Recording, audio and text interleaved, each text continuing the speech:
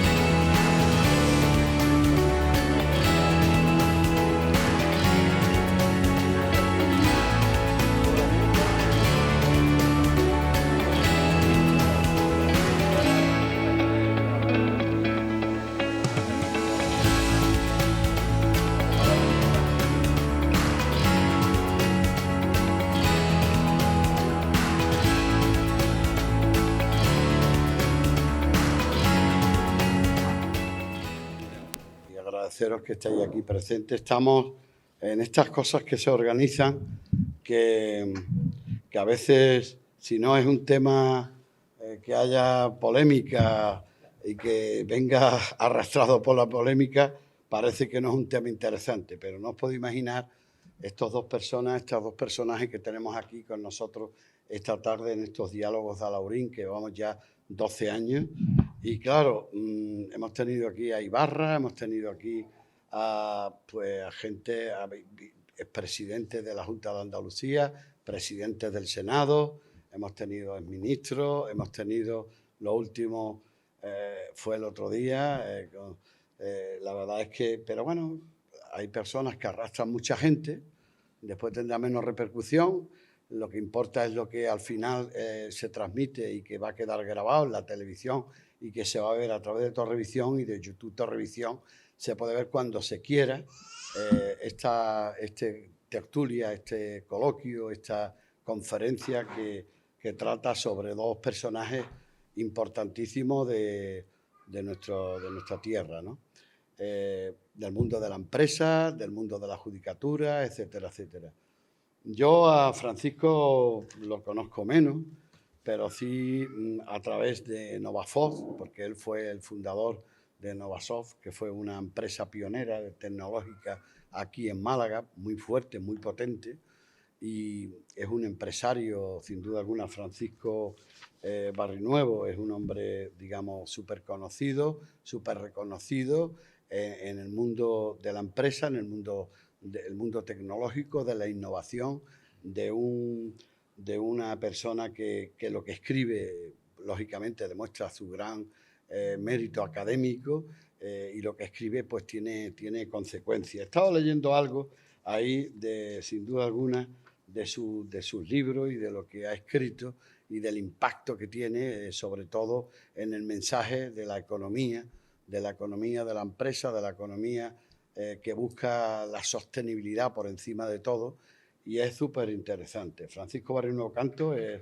como ya he dicho antes, un empresario y un académico, es el presidente ejecutivo y socio fundador de Novasoft, como ya he dicho antes, una empresa tecnológica que fue y tuvo un arranque y un impulso muy importante para el PTA, para lo que es el Parque Tecnológico de Andalucía, el primero, el más importante, el que nos ha llevado a la creación de más de 25.000 empleos. Además también de la Fundación de Manuel Alcántara, muy querido, que ha sido precisamente uno de los ponentes que hemos tenido aquí en este ciclo de conferencias hace bastantes años. También pertenece al Consejo Social de la Universidad de Málaga, y Barrinuevo tiene una sólida formación académica con títulos de dirección de marketing, de gestión, de MBA de dirección de empresas. En fin, es un monstruo, es un máquina, como yo diría, del mundo de la empresa, y además joven. Lo bueno es que es joven, pero con mucha experiencia y con mucha capacidad de comunicar. es un gran comunicador, es una persona que transmite liderazgo porque es el líder y lo ha demostrado allí donde ha participado y donde ha intervenido, ha tenido siempre unas consecuencias importantes, ha tenido trascendencia, ha tenido, lógicamente, como todo en la vida, ¿no? La vida es un proceso que puede tener altos y bajos. En la vida todos tenemos que pasar por distintos procesos y distintas fases de la vida. Lo importante no es perder el espíritu emprendedor, el espíritu de querer superarse a sí mismo, y él lo mantiene. Él tiene ese espíritu de capaz de conseguir superarse a sí mismo, de superar todas las adversidades que nos encontramos, porque es como yo decía el otro día, venía por la carretera de un pregón de Cañete la Real y un coche se vino de frente contra mí, en la dirección contraria. Entonces uno puede ir bien y puede ser buen conductor y puede ser buen gestor de empresas, y después las empresas van al garete, las circunstancias, la crisis, la globalización, en fin, la falta de apoyo, en fin, eso es un tema que yo creo que entra dentro de las experiencias que él nos puede dedicar, ¿no?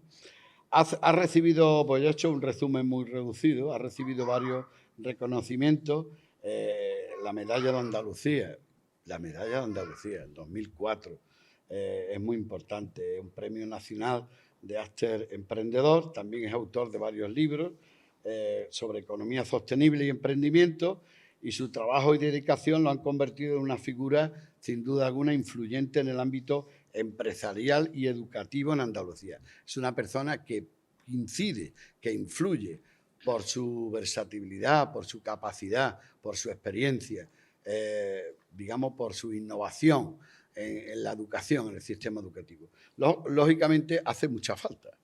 La educación en Andalucía, en España, está bastante atrasada. Y los libros, La presunción de culpabilidad, Estado de Derecho, analiza una situación de presunción de inocencia en España, argumentando que esta institución está en declive. Como todos sabéis, estamos ante una situación muy complicada en España, en este país, donde se blanquean los legislativos, se blanquean a sí mismos, se limpian. No es que ya tú te limpies las heridas que te produce la gestión y lo que tienes que afrontar día a día, sino que es que tú te limpias incluso hasta lo delictivo. Lo delictivo, lo que es realmente, esto es corrupción, sinceramente. Esto es corromper la sociedad. Eso es destruir, esto es llevarnos a un Estado de Derecho en declive total y a la pérdida del Estado de Derecho y del respeto, lógicamente. Este libro es muy interesante. Y es un caso práctico basado en presuntos delitos contra la administración pública, conocido como la macrocausa invercaria. En fin, el mal uso del dinero público, la mala utilización del dinero público, la falta de controles, la falta de moralidad y principios.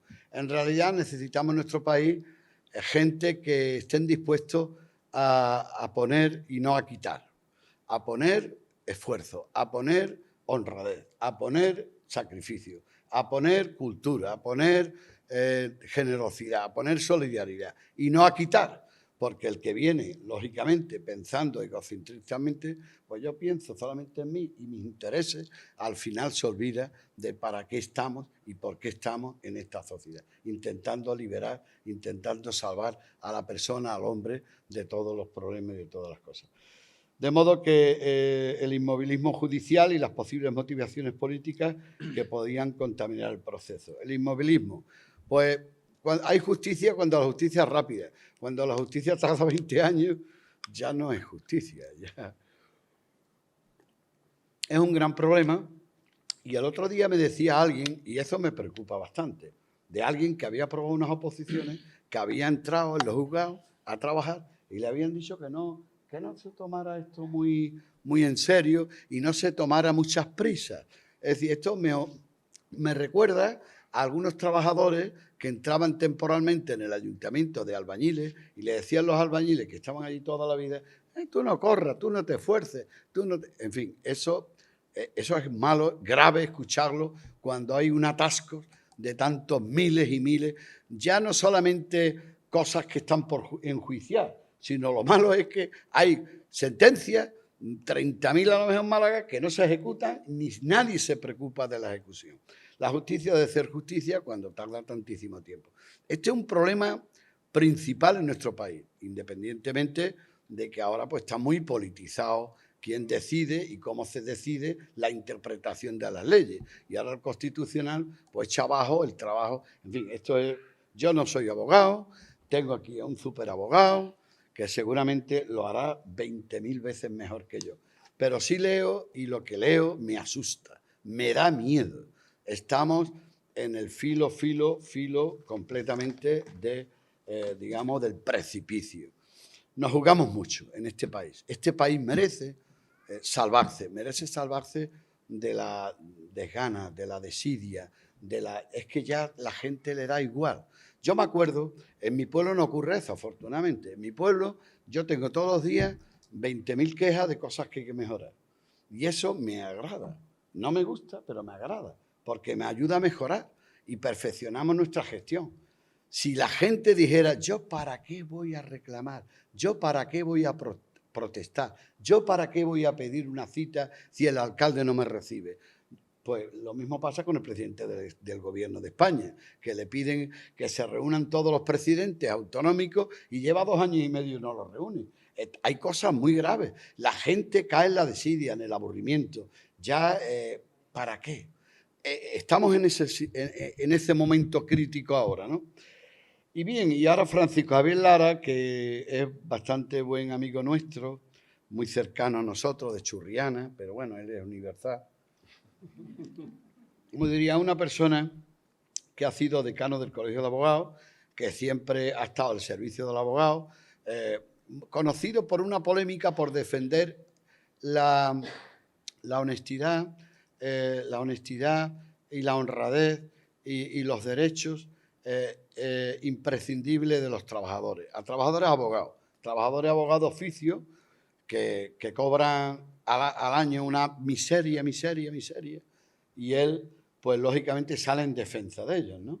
Y se da a conocer mucho porque sale condenado, de alguna manera sale condenado, pero moralmente no está condenado. Moralmente todo el mundo le da la razón y todos los colegios profesionales y todos los que yo conozco lo apoyan, lo quieren y lo echan de menos. Además, lo he tenido la oportunidad de verlo en el Congreso de los Diputados. Cuando yo estaba allí de congresista, pues me aparecía por allí y venía a intentar, como siempre, a defender los derechos y el buen hacer y las condiciones laborales de los jueces, de los abogados y de los jueces. Y venía allí para hablar con el ministro, para discutir con el ministro catalá, para incluso asesorarle, para ser una persona consultiva de cara a hacer mejorar la justicia. Lógicamente, de aquella época a hoy, es como hoy estamos en la catástrofe total. A pesar de tener mejores medios informáticos y demás, ¿no? A pesar de tener mejores medios, perdón, voy muy deprisa, me equivoco. A pesar de eso, hoy estamos en el abismo total. Esto ya es un desastre. Ha sido decano del Colegio de Abogados de Málaga, presidente de la Corte Audital de la Cámara de Comercio de Málaga. En este rol contribuyó a la resolución de muchos conflictos comerciales a través del arbitraje, se incorporó dentro del sistema y fue muy útil porque alivió mucho y descargó mucho de la justicia muchos procesos que podían resolverse con el arbitraje. Asesor del ministro de Justicia, que yo ya lo sabía, que lo tenía muy presente porque siempre iba a Madrid, se preocupaba, pegaba en los despachos, en las puertas. Después ha tenido grandes reconocimientos, la Cruz Distinguida de la Primera Clase de la Orden de San Raimundo de Peñafort y la Cruz del Mérito al Servicio de la Abogacía Española. Publicaciones y participación, ha participado en infinidad de cursos, de jornadas, una persona muy ilustrada, muy preparada, muy pisando el terreno, muy pisando la tierra siempre, y una persona por encima de todo con un gran sentido del deber y de la responsabilidad sobre el cumplimiento de las leyes y que las leyes pues se tienen que cumplir. Y hay personas que hoy en día pues se lavan y se limpian, se blanquean las condenas y las sentencias que se producen, provocando lógicamente una situación de inmoralidad. Yo algunas veces voy al centro penitenciario, hago visitas y veo allí personas que por no pagar una compensación económica a su exmujer, por ejemplo, pues están cumpliendo condenas enteras, completas. Por tener un accidente en la carretera y haber cometido un error involuntario, cumple condenas de 2 y 3 años enteras. Y así mucho. Y cuando me dicen los familiares cómo puede hacerse de que ha habido, digamos, personas que han infringido la ley, que han incumplido la ley, que ha puesto en peligro la paz, que han puesto en peligro la democracia, que han puesto en peligro la unidad de España, ¿cómo pueden haber personas que al final no han cumplido prácticamente ni una tercera, cuarta de parte de la condena, porque encima se iban a dar clases y no han cumplido absolutamente nada? Y al final, blanqueamiento total, y ahora si han robado, si han utilizado los fondos públicos que son sagrados por la ley, y al final también se blanquean.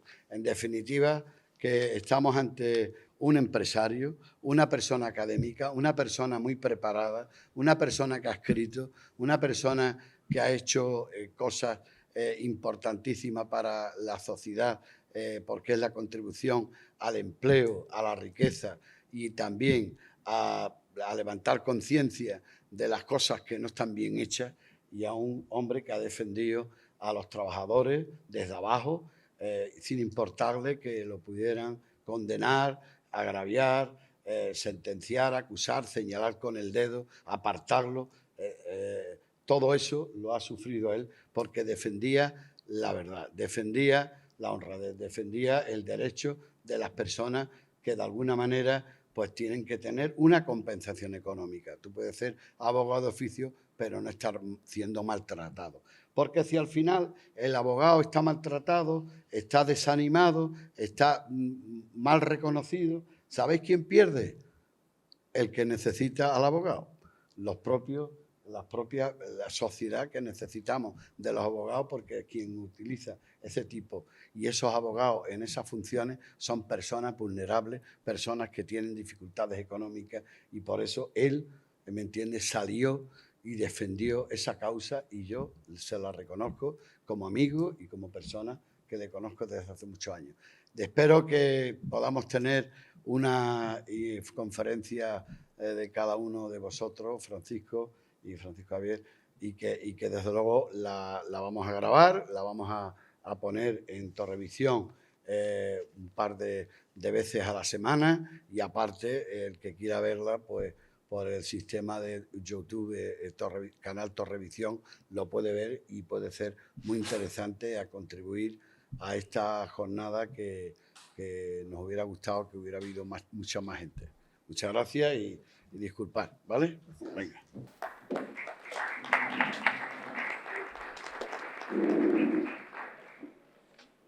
Gracias, Joaquín. Muchas gracias. El día que tú decidas dejar de ser alcalde, que lo decidirás tú, el pueblo no lo va a decidir nunca, a los resultados electorales me remito, pero el día que tú lo decidas, que sepas que tienes un puesto en mi despacho para el marketing. Gracias, porque sé que tú sabes el cariño y el aprecio que te tengo y el respeto que te tengo, porque lo comentábamos antes de que tú llegases, tu implicación, el día no tiene suficientes horas para ti, estás en todos los sitios, haciendo las cosas y además haciéndolas bien. Y quiero agradecer al Ayuntamiento de Alhaurín de la Torre, Joaquín. Quiero agradecer porque, fíjate lo que has dicho, que en tu ayuntamiento la gente sí reclama. ¿Y sabes por qué en el ayuntamiento sí reclama? Entre otros motivos, por jornadas como esta. Jornadas donde la sociedad civil puede opinar, puede deliberar, puede pensar, en momentos en los que hay algunos dirigentes que lo que quieren es que no pensemos, que no tengamos opinión, que seamos una sociedad silente, callada, mirando y pensando en lo que ellos quieren que pensemos y en lo que tenemos que ver. Y sin embargo nos distraen de realmente lo importante. Sin embargo, el Ayuntamiento de Alhaurín de la Torre, esta jornada es una prueba de ello, quiere que la gente piense y tenga criterio, y como consecuencia, pues la gente va al ayuntamiento a pegar en tu puerta, a reclamar. Y yo he sido testigo de algunas veces que he estado contigo muy temprano por la mañana y he visto cómo la gente se agolpa para pedirte, y he visto que además cuento esta anécdota muchas veces, que he estado contigo muy temprano en el ayuntamiento y hemos ido a tomar café y hemos tardado desde el ayuntamiento a la cafetería 20 minutos, porque conocen los problemas de todo el mundo y te paras y le preguntas, oye, ¿cómo está tu familiar, la operación, esto, tu hijo, tu niño? Y eso es simplemente de agradecer. Pero insisto, a diferencia de esos otros dirigentes, que ya saben ustedes lo de pan y circo, pues el Ayuntamiento de la Torre pues contribuye a todo lo contrario, a gente que tenga decisión, que tenga opinión, que tenga capacidad de pensar por sí mismo. Así que gracias, alcalde, gracias al Ayuntamiento por organizar jornadas como esta, en beneficio de la sociedad y en beneficio de todos. Quiero también agradecer a Jesús Castillo, director de la jornada, porque, bueno, pues me consta su implicación también desde hace mucho tiempo en estos mismos menesteres: debate, opinión, libertad de expresión y difusión. Y me van a permitir, no puedo dejar de mostrarle el enorme orgullo que supone para mí pues compartir mesa con un empresario, con un gran empresario, un buen amigo, y le aseguro que una grandísima persona. Pero además ese orgullo acrecenta exponencialmente para tratar temas como el que hoy vamos a tratar. Sería absurdo pues no reconocer que con casi 30 años de ejercicio profesional en la abogacía, vistiendo la toga a diario y con los distintos cargos institucionales que he tenido, pues algún conocimiento y alguna experiencia relacionados con el funcionamiento de la Administración de Justicia y con lo que hoy nos trae aquí, la presunción de inocencia, presunción de culpabilidad, que les aseguro, sin riesgo a equivocarme, que se da con muchísima frecuencia ese fenómeno de la presunción de culpabilidad, como reza el título de la mesa. Pero como decía Francisco Barrionuevo, Paco Barrionuevo, sufrió en sus propias carnes, en sus negocios, en su reputación, en él, en su familia, en sus amigos, en sus trabajadores, pues sufrió la pesadilla de cuando los intereses espurios, pues de algunos a los que les interesa más la presunción de culpabilidad, pues vencen al derecho fundamental, constitucional y sagrado, que es la presunción de inocencia. Y así que es un lujo pues estar contigo, Paco, compartir contigo tu experiencia de cuando yerra el sistema, cuando el sistema falla en algo tan importante como lo que vamos a comentar.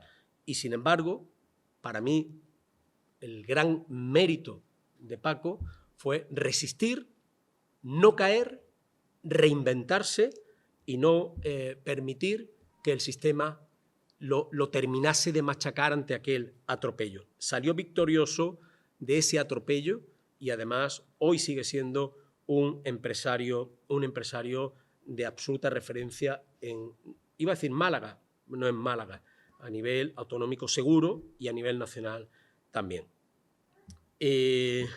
Paco, pasaste de ser un empresario de élite con 30 y pocos años, medalla de Andalucía con 30 y pocos años, era un ejemplo, y de ahí pasaste de la noche a la mañana a verte imputado por una determinada causa judicial, que era FIBA, una pieza separada de Invercaria.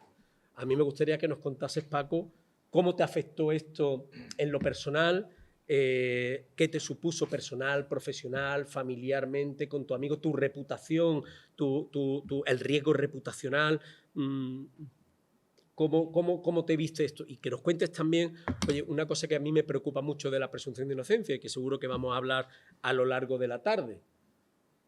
La imagen del detenido con la mano en la cabeza metiéndolo en un coche abre todos los telediarios, todos los periódicos, pero luego cuando 13, 15, 16 años después hay una sentencia absolutoria, quizás al lado de la esquela o de los horóscopos sale absuelto.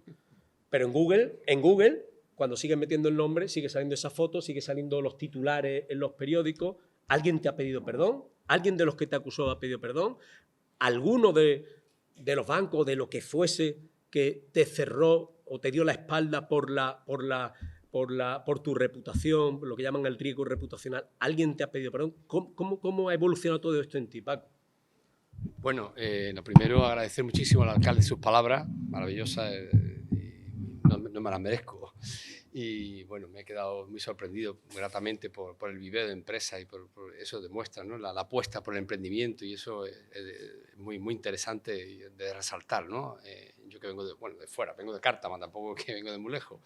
Yo soy cartameño, aunque toda mi vida he estado en el Rincón de la Victoria, pero ahora me he vuelto a mi tierra y vivo allí y tengo mi casa allí. Compañero, a ver, ¿cómo te lo explico? Lo primero, no tengo ningún rencor, estoy muy tranquilo. Sí, yo me cabreé los primeros meses. Es decir, los primeros meses, esto te dan una torta muy fuerte cuando tú te ves un titular del ABC Sevilla, concretamente, y me llama un compañero, un amigo: Paco, ¿te has visto? Yo no le di importancia, digo, esto es imposible, a mí esto no me puede estar pasando. De hecho, yo nunca contacté con un abogado penalista, yo siempre he estado rodeado de abogados mercantilistas, ¿no? Abogados civilistas, ¿no? Pero nunca en el mundo penal no he tenido, por suerte, ninguna necesidad, ¿no? Entonces, bueno, pues no le di importancia, no le di importancia. Le di importancia en el sentido de verte los titulares y tal, pero como sabía que en el fondo no había nada.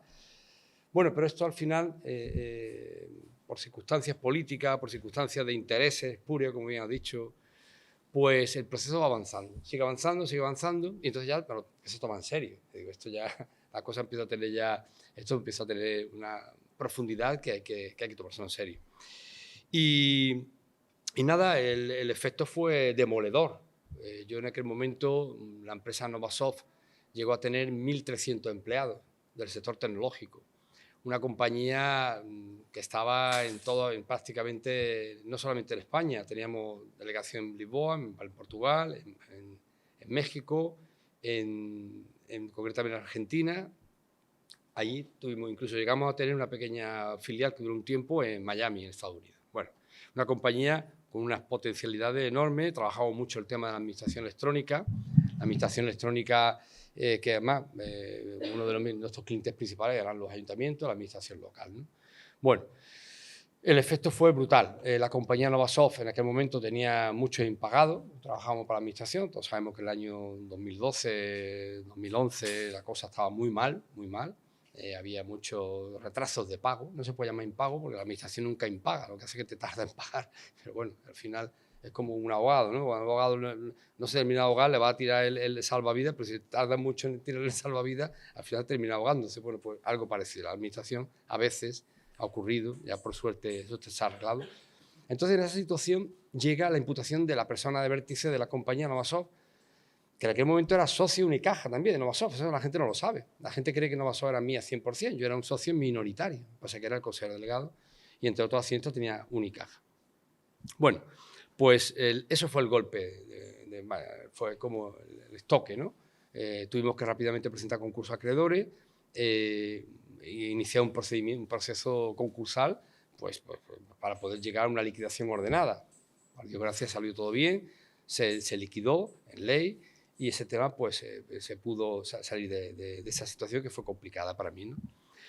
Entonces, el riesgo reputacional que algunos bancos aludieron, la verdad que es sorprendente, porque eso realmente ataca al principio de igualdad, ¿no? Sí, el principio de igualdad que está en la Constitución, el artículo 14, todos somos iguales, ¿no? ¿Cómo que un banco me dice que me tengo que salir de la cuenta bancaria, que no voy a tener créditos con ellos? ¿Por qué? Si no estaba condenado. Estaba todavía en un proceso donde realmente era inocente, todavía. La presunción de inocencia no se tenía por qué destruir. Sin embargo, ya se destruyó. Sí, en ese momento ya hay un banco, aludiendo al riesgo reputacional, te dice que tú no eres una persona grata, así que ya no te quieren ver. Entonces, esto es grave. Es decir, esto no puede ocurrir en un Estado de Derecho. No puede ocurrir. Es decir, hasta que no haya una sentencia en firme que realmente te culpabilice, tú eres inocente. Perdóname, Paco, porque esto no es una forma de pensar. Esto es Constitución española, Pacto de Derechos Civiles y Políticos, Declaración Universal de Derechos Humanos. Todo el mundo es inocente hasta que se demuestra lo contrario, y hasta que se muestra lo contrario con una sentencia firme contra la que no quepa recurso.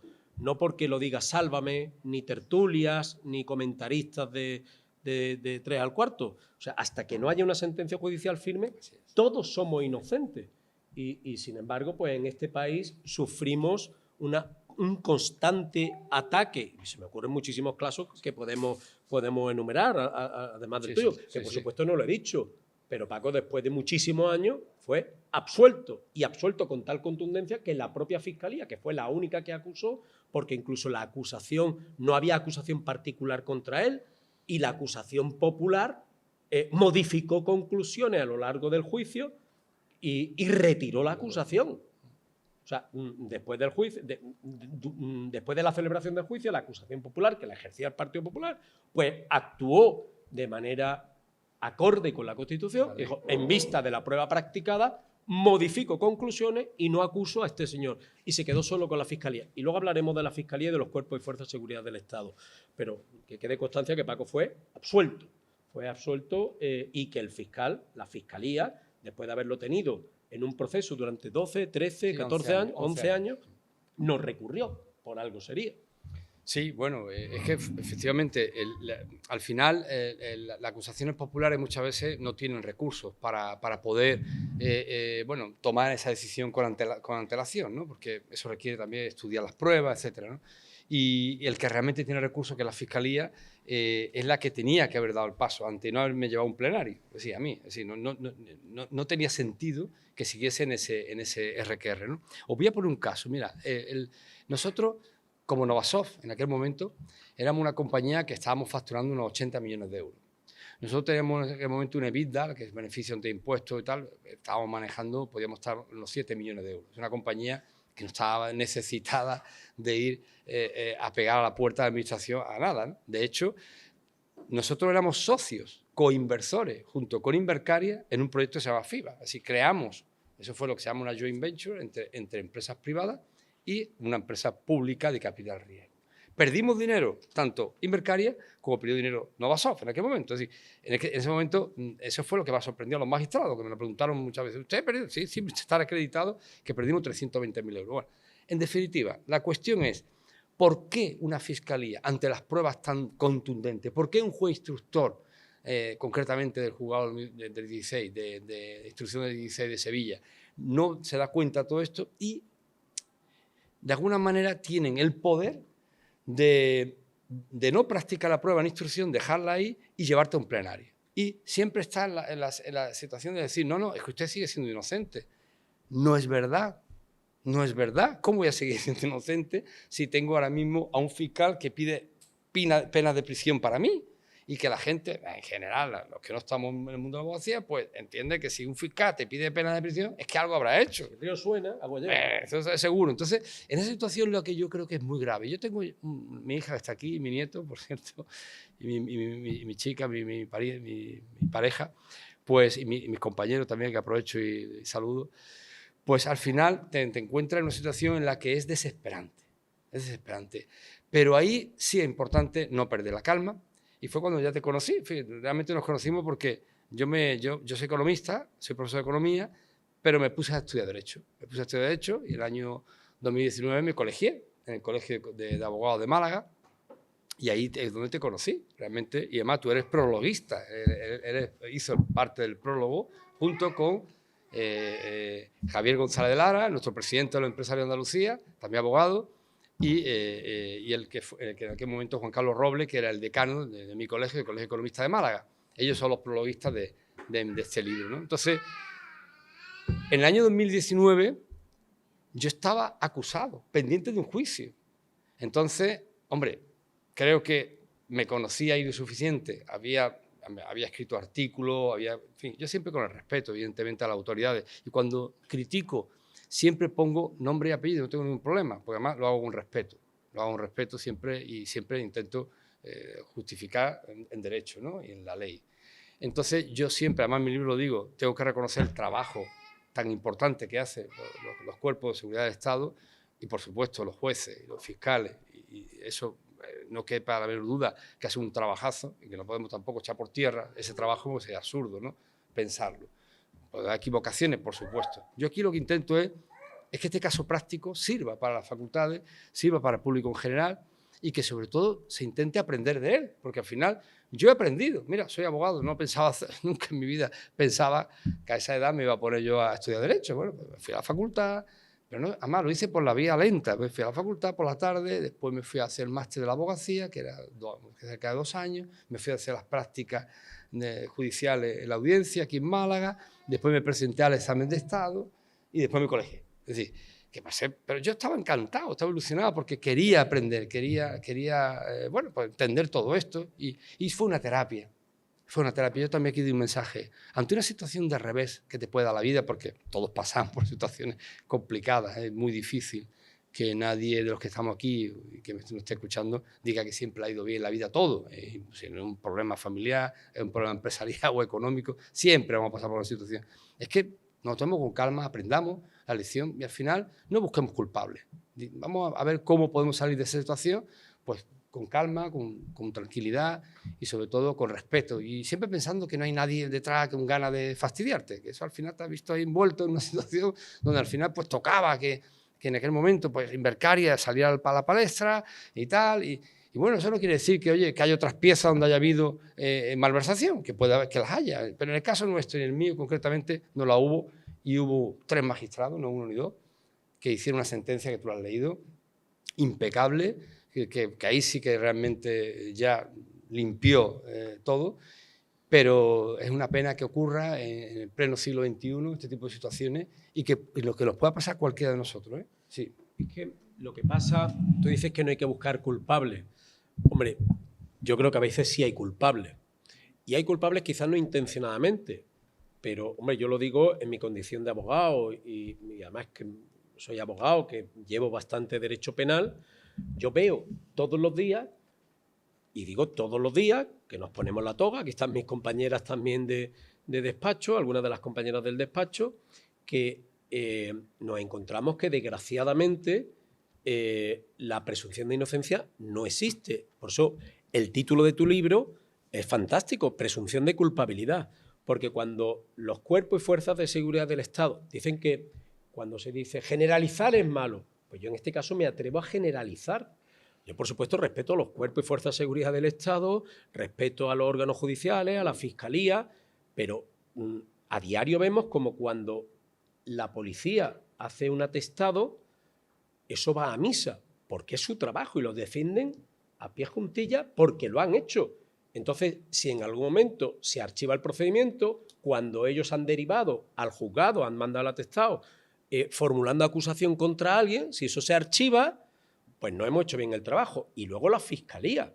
La Fiscalía, desgraciadamente, la Fiscalía en España, y más, y perdónenme que lo diga, no pretendo ofender a nadie, pero nos conocemos, con un fiscal general de Estado como el que tenemos, por ejemplo, pues que funcionan con instrucciones y la instrucción que da el fiscal general del Estado va hacia abajo y todos las cumplen y a ti te llega, al fiscal de turno, le llega un tema, acusa y luego durante la instrucción y durante el juicio con la práctica de la prueba no modifica, aunque sea evidente que tiene que modificar, como en tu caso modificó la acusación popular.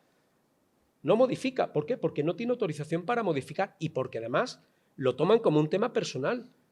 La Fiscalía es quien debe velar en un procedimiento judicial por la legalidad del proceso y no vela por la legalidad del proceso. La Fiscalía, en muchísimas ocasiones, no digo todo, me atrevo a generalizar, pero no todo. Hay muchas excepciones, y además honrosas excepciones, pero en muchos casos la Fiscalía está viendo las pruebas y no modifica, porque convierte el asunto en un tema que tiene que ganar, porque luego se va a medir sus victorias y sus derrotas, y luego están las promociones internas. Entonces, claro, luego se le va a mirar es que no, un fiscal, si modifica conclusiones en virtud de las pruebas practicadas y modifica y dice, este señor no se le puede continuar con la acusación, no es una derrota, es una victoria del Estado de Derecho. Se me viene a la cabeza Dolores Vázquez, caso de la criatura de Rocío Manikov. Estuvo 8 años en prisión preventiva y fue absuelta en el Tribunal Supremo. Y estuvo 8 años en la cárcel, se tuvo que ir de España. Y yo recuerdo en el juicio que defendió a Dolores, la defendió Pedro Apalategui, un magnífico penalista de Málaga, cuando un guardia civil estaba declarando como perito y le preguntan, oiga, si la colilla que tal se ha encontrado no tiene su ADN, si tal no tiene su ADN, si tal, ¿por qué debemos entender que Dolores es culpable? Y este guardia civil se volvió, miró al jurado popular y dijo, me lo dice mi intuición. O sea, es que no se, eso es real, eso está grabado. Es que no se puede condenar por intuición. Se tiene que condenar con pruebas. Con pruebas. Y eso, por desgracia, no pasa. Pasó en Malaya. Pero vamos a ver, ¿quién iba a absolver a alguien de Malaya cuando durante 8 o 10 años de instrucción en salvamental, bla, bla, bla? Los medios de comunicación están haciendo muchísimo daño a la presunción de inocencia. Se crea una opinión social en la sociedad que es dañina, muy dañina. Yo siempre he dicho que todos hemos oído la frase no se puede politizar la justicia. Claro que no se puede politizar la justicia, que hoy está politizada más que nunca. Pero es que tampoco se puede judicializar la política. Eso nadie lo dice. Y se judicializa la política. Y lo que no se gana en las urnas, lo que no se gana en una votación en un pleno, en donde sea, a nivel local, autonómico, nacional, lo que no se gana en una votación democrática, ¿qué hace? Pues al juzgado. Claro, al juzgado. ¿Con cuántas denuncias te has visto tú, Joaquín, como alcalde? 68. Y al final, claro, ¿qué es lo que van buscando? Yo soy abogado de varios ayuntamientos y hace poco asistí yo a una alcaldesa, da igual del ayuntamiento que sea, y tan pronto la Guardia Civil la cita para declarar, están los medios en la puerta de la Guardia Civil. ¿Quién lo ha filtrado? ¿Qué es lo que se persigue? ¿Que se respete la presunción de inocencia? No, se persigue generar la opinión, el daño a ese político, vamos a hacerle daño para que la gente diga, es que cuando el río suena, agua lleva. Y eso lo hacen con políticos, con personas, con empresarios, y eso es algo que debe cambiar en nuestra sociedad. La forma de pensar tiene que cambiar en cuanto a la presunción de inocencia, cómo gestionar los medios, los jueces. Yo me acuerdo una vez asistí a un señor que había estado en la cárcel 15 años por homicidio. Joaquín, muchas gracias. Había estado en la cárcel 15 años por homicidio. Había sido toxicómano y en la cárcel se había rehabilitado. El sistema había funcionado con este señor. Y un día detienen a un grupo de personas por tentativa de homicidio. Entre esas personas, él. Entonces yo lo asisto en el juzgado de guardia y esta persona que se había rehabilitado, que el sistema había funcionado, que mira que es raro, había funcionado, resulta que esa noche, la noche donde habían intentado matar a una persona para robarle, resulta que estaba trabajando. Y yo acredito que estaba trabajando. Y me llevo al juzgado de guardia al empresario que testifica que estaba trabajando en su empresa de guarda de seguridad. Y la fiscalía pide prisión provisional. Y yo le digo al juez, señoría, que estoy acreditando que estaba trabajando, que no puedo ser. Y me dijo, de verdad, literalmente, no me lo invento, es que me lo está pidiendo el fiscal. Y como el fiscal lo está pidiendo, lo mete en prisión. A los 15 días la audiencia ordenó sacarlo. Por cierto, lo absolvieron, pero él estuvo 15 días en la cárcel. No hay presunción de inocencia en este país. Hay presunción de culpabilidad. Yo apuntaba también, creo que lo importante son los casos. Yo tenía de compañero de viaje en este proceso de FIBA, tenía a un, no puedo decir nombre, a un que fue un alto directivo de una caja de ahorro, de aquí de Granada, creo que era. Bueno, era con un plan de carrera enorme. Él me llegó a decir, bueno, a él sí, el fiscal sí tuvo ya en fin, tuvo la decencia de retirar su acusación ya en su informe final, ¿no? Pero bueno, él me dijo, Paco, que sepas que yo estaba propuesto para ser presidente de una gran caja de ahorro y por el hecho de estar imputado en este proceso me quitaron de esa lista. Es decir, a mí el hecho de estar aquí sentado hoy, ya que hoy me asuelva el fiscal y tal, pues ya casi que no me importa, porque ya en aquel momento perdí una gran oportunidad de poder haber seguido avanzando en mi plan de carrera. La vida tenemos nada más que una. Y hay momentos donde uno capitaliza el trabajo, el esfuerzo de muchos años, y esto es lo que no debe de producirse. Es decir, la presunción de culpabilidad no solamente la puede ejercer un fiscal, que además es inimputable y no pasa nada. Si eres fiscal de gatillo fácil, pues al final acusa a gente, puede pasar lo que pasa, y él sigue su ritmo. Pero el problema es, como yo decía, un banco o directamente una empresa o cualquiera, o un medio de comunicación también, que a veces con titulares tendenciosos y prácticamente poniéndote a los pies de los caballos, pues también está destruyendo tu presunción de inocencia. Entonces, todo esto es lo que realmente tenemos que ver cómo podemos mejorarlo, ¿no? Porque al final se produce un daño irreparable, irreparable. Es decir, los años en los que yo he pasado por una situación de acusado de una macrocausa, donde además todos los días el rum de los ERE, bueno, yo he ido a sitios y me han dicho, ¿cómo lleva el tema de los ERE? Ya, digo, bueno, ya que me faltaba, que me metan también esto, ¿no? Sí, al final la gente, no sé, como que había mucho ruido, un pandemonium en los juzgados y en la audiencia de la provincia de Sevilla, y todo el que de alguna manera estaba acusado allí, pues prácticamente era culpable de todo, ¿no? Es decir, todo lo que se pasaba en esa ciudad en esos años difíciles y complicados, pues realmente te ves envuelto en una película imposible. Yo, el año 2012, cuando me llama el juez instructor a declarar, en mi vida me sentí el villano de Andalucía. Es decir, había más de 50 periodistas y cámaras, en aquel momento todavía había cámaras. Y yo pasé por un paseillo enorme donde no paraban de apuntarme con las cámaras, tomándome tal, poniéndome preguntando. Entonces yo decía, Dios mío, ¿esto por qué tengo que pasar yo esta situación? Bueno, pues al final, como bien dice, sale la sentencia y, bueno, si no al lado de la izquierda, realmente el derecho al olvido es difícil hoy día, porque con el mundo de Internet tenemos también, la tinta es indeleble. Entonces, al final tienes que andar mandándole documentación a los buscadores para que esos buscadores te quiten de tal. Al final, es un trabajo muy complicado. Entonces, todo esto, al final, es lo que yo he pretendido poner aquí encima de la mesa. Pero siempre con la calma, con el sosiego. Manuel Pimentel, como presidente y propietario, creo que es de la editorial Almuzara, que fue quien me publicó el libro, yo cuando le llevé mi borrador de libro, la más alegría que recibí fue su llamada, cuando me dijo, Paco, yo pensaba que este libro iba a ser un libro pues, de una persona pues, rencorosa, que iba a atacar tal. Dice, no, me encontré un libro maravilloso, un caso fantástico, te lo publicamos.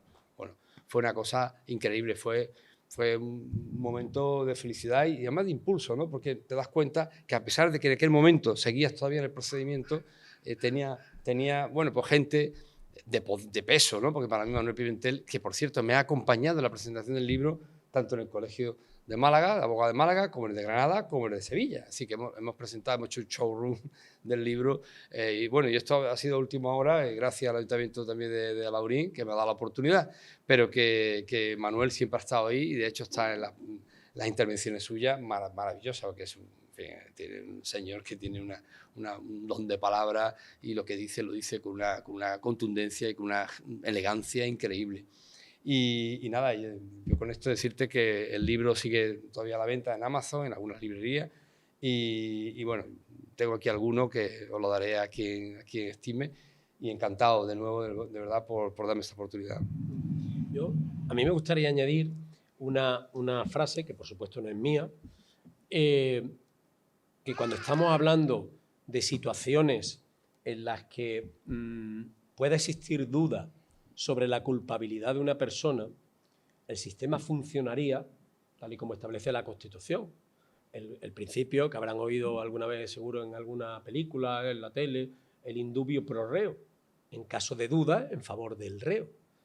Y hay una frase que no se sabe de quién es, pero es un principio que se ha utilizado por filósofos, por juristas, pensadores de todo tipo, que es: más vale un culpable en la calle que un inocente en la cárcel.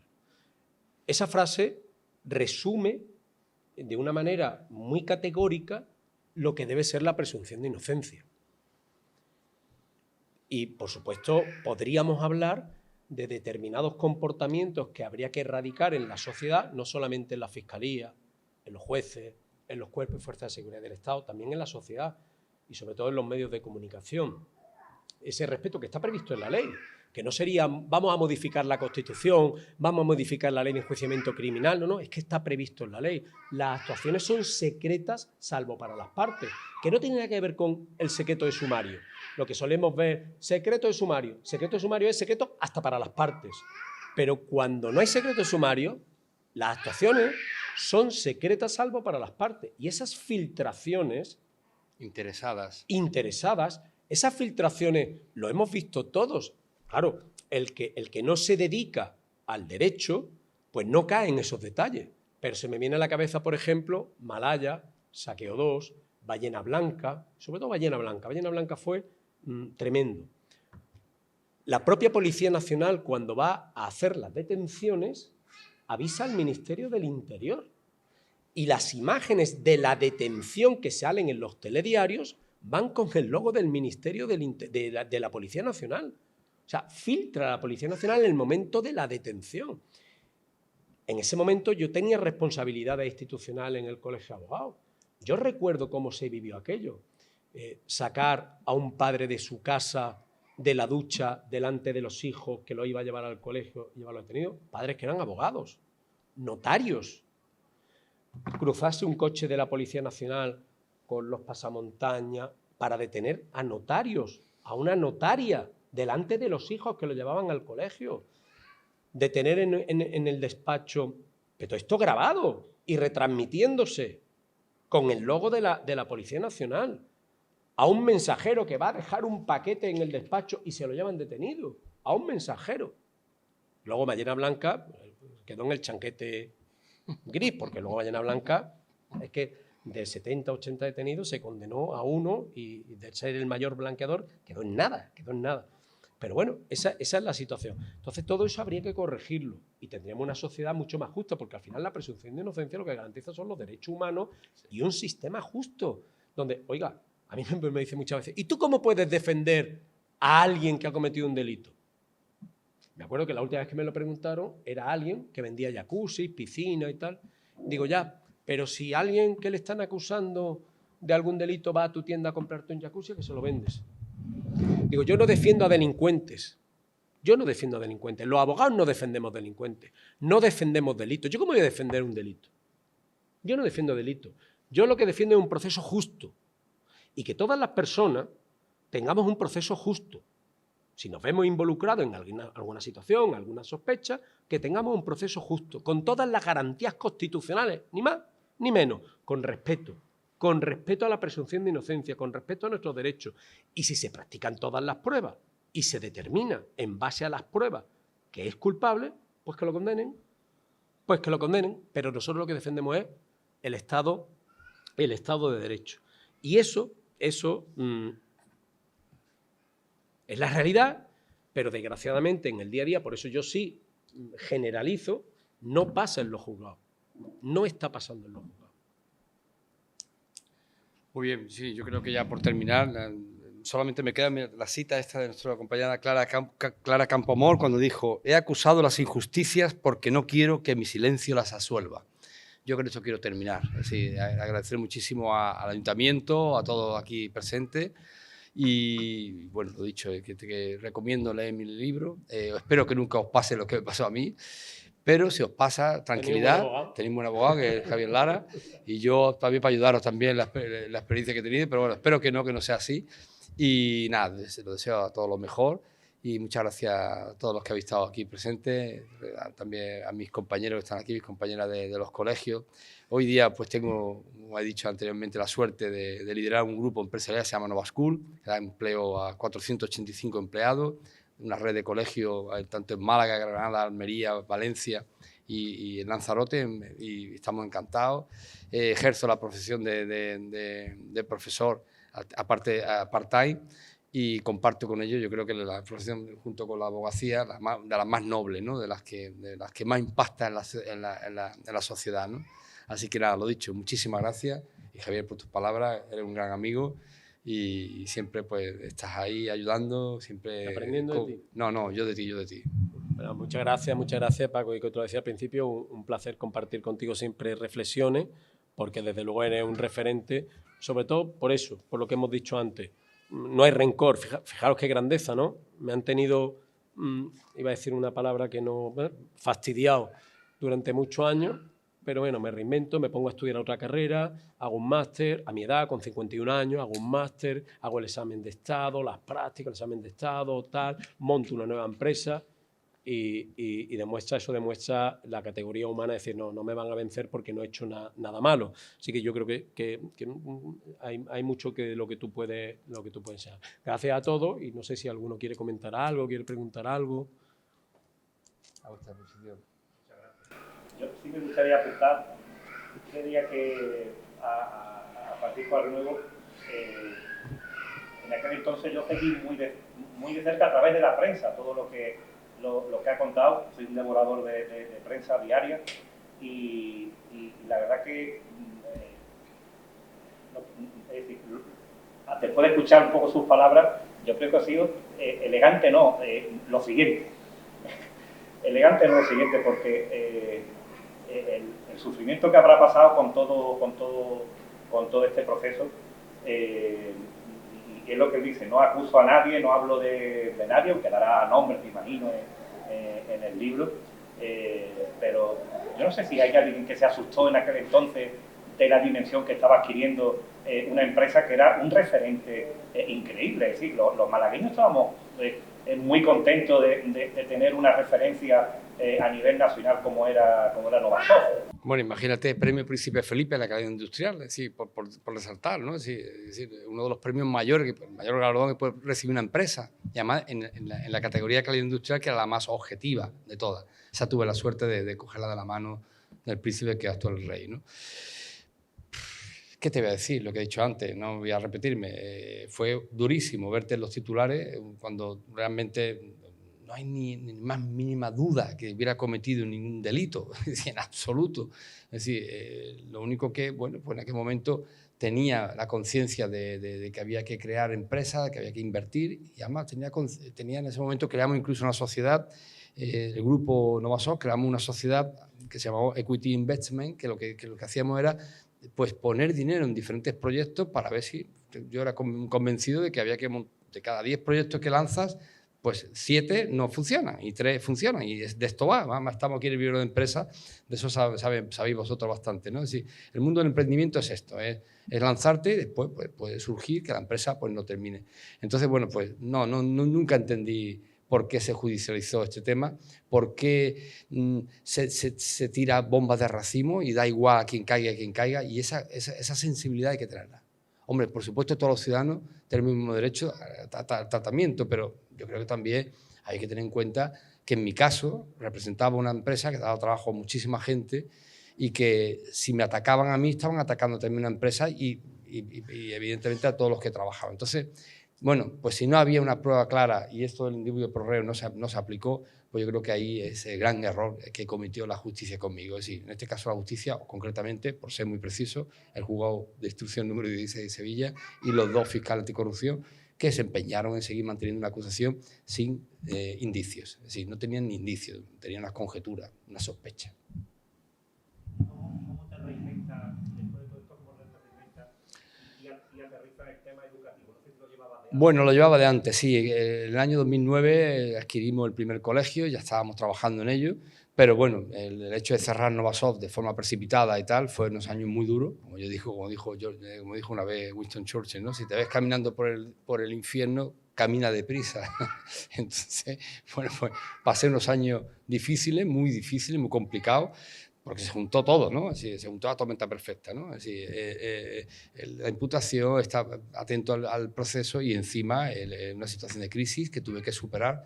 Y bueno, yo creo que con la ayuda de mis compañeros y también pues, soy una persona que me gusta, me encanta lo que hago, lucho y soy un apasionado de la empresa, pues yo creo que eso es lo que hace que al final pues siga adelante, ¿no?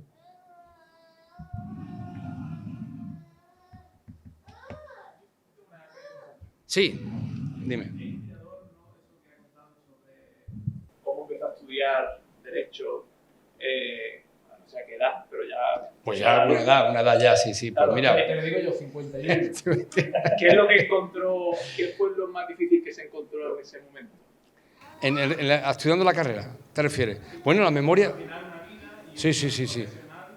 Bueno, yo soy un madrugador empedernido, pero un madrugador de verdad, de los duros, entonces madrugo muchísimo. Damos fe, algunos de los que estamos aquí damos fe, ¿verdad? Yo creo que eso viene de la época de mi ancestro, que son... Puedes recibir un correo a las 4:30 de la mañana y dice, amigo Lara, compañero, léetelo y me llama. Bueno. Me imagino que a su equipo, pues por el estilo. Bueno, pues sí, compaginar el trabajo y tal, bueno, pues es cuestión de organizarte bien. La memoria empieza a fallarte mucho, esa fecha, claro, estudiar Derecho ya es una edad en la que la memoria empieza tal, pues me busqué una forma entendí que creía o que yo iba a ser difícil y me inventé un método que era el de grabarme y escucharme, ¿no? Entonces me grababa y escuchaba y entonces atacaba los exámenes, pues tenía una memoria acústica fantástica y me di cuenta, digo, hombre, lo tenía que haber sabido antes, ¿no? Pero bueno, nunca es tarde. Sí, pero bueno, lo pude manejar. Después por la tarde, el máster que fue por la tarde, que fue un año y pico, que era desde lunes a jueves, todas las tardes, hasta las 9:30 de la noche, además te pasaban listas, eso me costó más, porque era muy obligado todas las tardes estando allí en la facultad. Pero bueno, al final te gusta, te ves envuelto, es como si volviera a vivir una experiencia de joven, ¿no? Entonces, pues eso te rejuvenecía.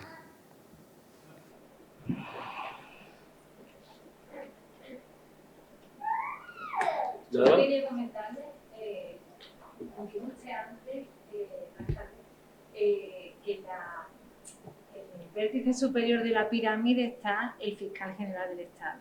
Y desde ahí, todos como una telaraña, ¿no? Pues están abajo.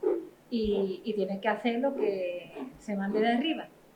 Los ciudadanos de a pie, la hormiguita, ¿qué podemos hacer para que haya...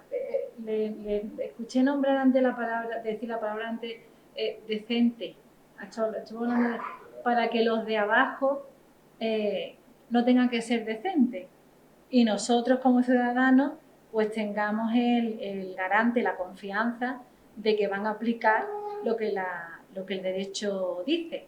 Porque, claro, yo ante este momento que estoy viviendo con ustedes, pues bueno, me vienen unos miedos, una incertidumbre de que si yo me encontrara en la situación en la que se encontró usted, pues tendría que pensar que tengo una lotería como defensa, ¿no? Porque si es decente o no lo es. Mire, es una buena pregunta, una buena reflexión lo que hace y de muy difícil solución, porque desgraciadamente no está en manos de la gente, de la sociedad, del pueblo, cambiar esto. Desgraciadamente no está en nuestras manos. Esto está en manos de los propios jueces. Los jueces tienen que ser los que apliquen lo que ya está legislado para garantizar que la presunción de inocencia se respete al máximo. Tienen los medios, los jueces. ¿Qué es lo único que cabe? Pues lo único que cabe es contar con un buen abogado que te defienda, que exija que se respete la presunción de inocencia, no tener miedo a denunciar. Hay mucha gente que tiene miedo a denunciar cuando ve atropellados sus derechos. Yo nunca he tenido miedo, digo, hay que denunciar, no me va a perjudicar. Hay quien tiene miedo porque piensa que le va a perjudicar. Hay que denunciarlo y no está en nuestras manos, está en manos del sistema. Los políticos, y lo vemos, y además este es un momento donde se ve clarísimamente la manipulación de la Administración de Justicia. Es un momento tremendo. Pero la presunción de inocencia, hay muchos principios, muchos derechos fundamentales en la Constitución que son, valga la redundancia, fundamentales, como la igualdad, por ejemplo. Pero la presunción de inocencia es uno de ellos.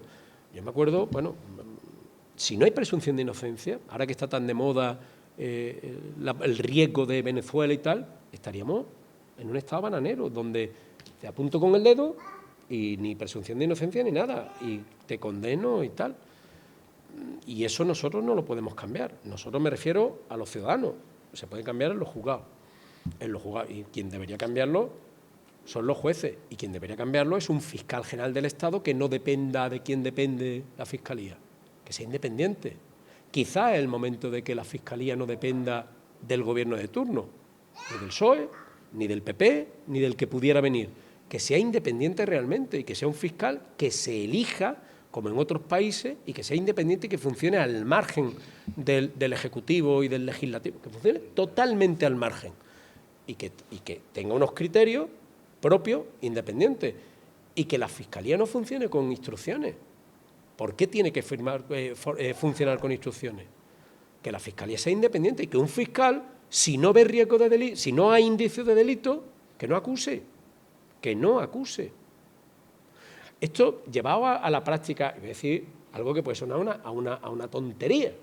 Yo me acuerdo cuando mis hijas eran pequeñas, un día hablando de esto, de cómo se puede defender a alguien, bueno, dos de ellas ya son abogadas, ¿cómo se puede defender a alguien que ha cometido un delito y tal, y no sé cuánto? Pero si le están diciendo tal, ¿pero por qué tiene que tener un juicio? Y yo me acuerdo que eran pequeñas, 8 o 9 años, y digo, tú imagínate, decía una, bueno, imagínate que Cristina hace algo, y ahora llego yo, o llega mami, y te regaña a ti. Y tú tratas de explicar que tú no has sido, pero yo no te escucho. Yo te castigo a ti. ¿Tú cómo lo verías? ¿Justo o injusto? Y me decía, hombre, injusto. Dios mío, tío, yo me tengo que explicar y luego ya. Digo, pues esa es la presunción de inocencia. Esa es la presunción de inocencia.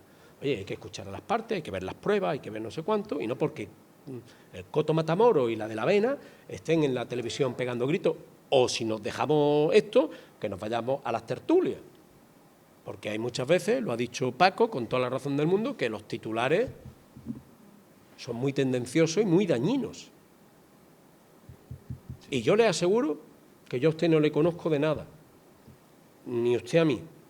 Yo puedo montar una denuncia perfectamente, que la van a admitir a trámite, que luego no prosperará, pero la van a admitir a trámite. Y usted contra mí, usted con su abogado, sin conocernos de nada.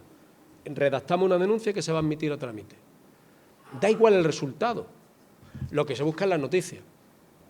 Joaquín Villamón, alcalde de Laurín, denunciado por no sé qué, unas barbaridades, y lo que cuenta es lo que sale en los periódicos. Y durante no sé cuántos días está en la radio, en los periódicos, en no sé qué, no sé cuánto, la foto del alcalde que sea, o del político que sea, o del empresario que sea, que interese que a lo mejor hay que cortarle su proyección, la foto subiendo las escaleras de la Ciudad de la Justicia para declarar. Eso no lo podemos cambiar nosotros. Y eso es lo preocupante.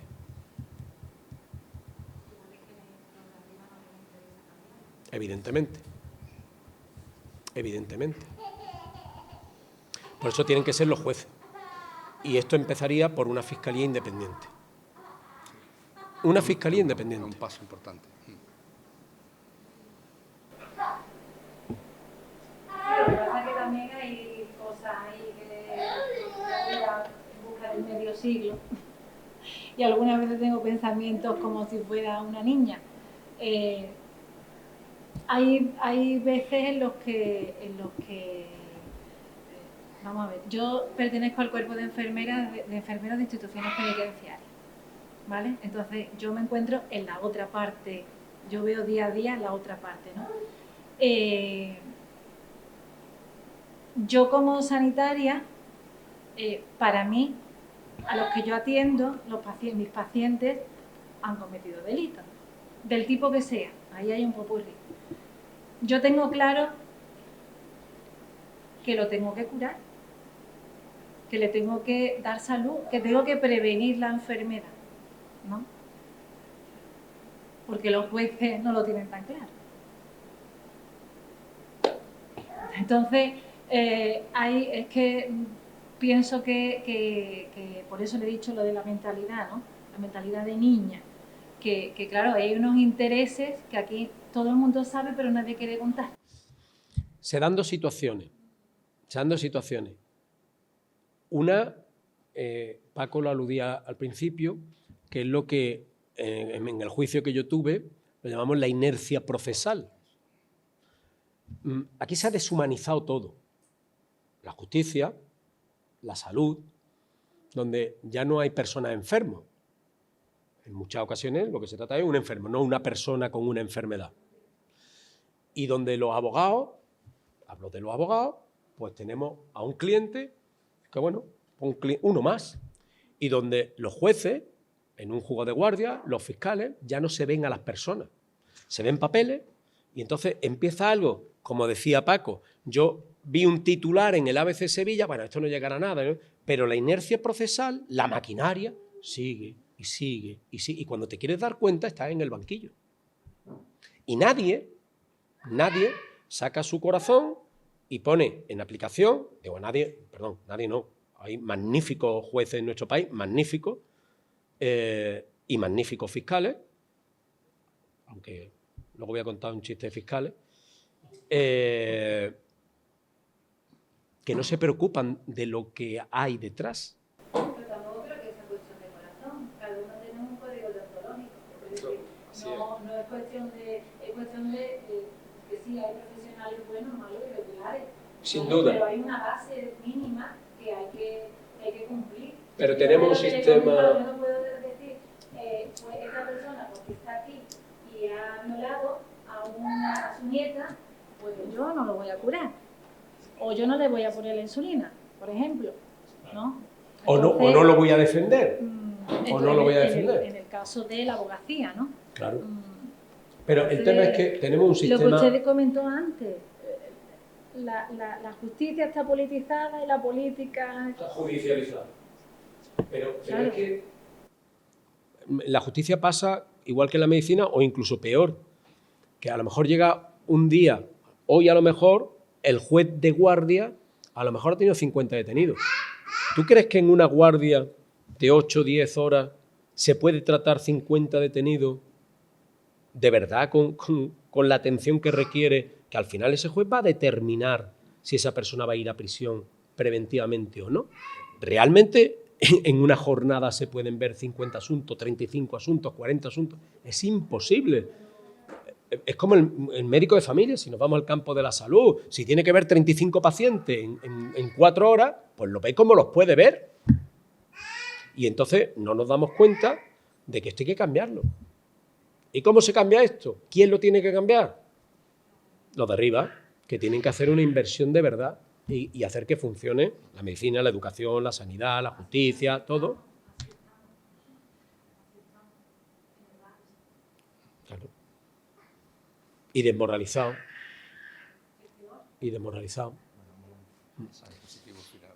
Vamos a mandar un mensaje positivo, que siempre al final no nos quedemos con una mala sensación, ¿no? Así que, ¿verdad? La cita Campoamor está ahí, creo que es lo importante. Bueno, pues Muchas gracias. Gracias a vosotros, Muchas gracias.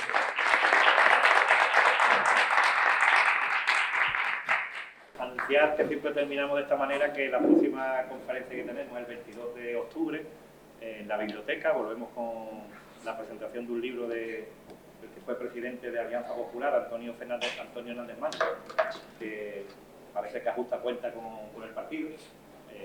Vamos a ver lo que nos cuenta. Y terminaremos el 5 de noviembre con la que fue alcaldesa de Córdoba, por Izquierda Unida, Rosa Aguilar, consejera de Justicia también, que por el Partido Socialista. Y yo creo que son también dos interesantes motivos para volver a... Muchas gracias. Gracias.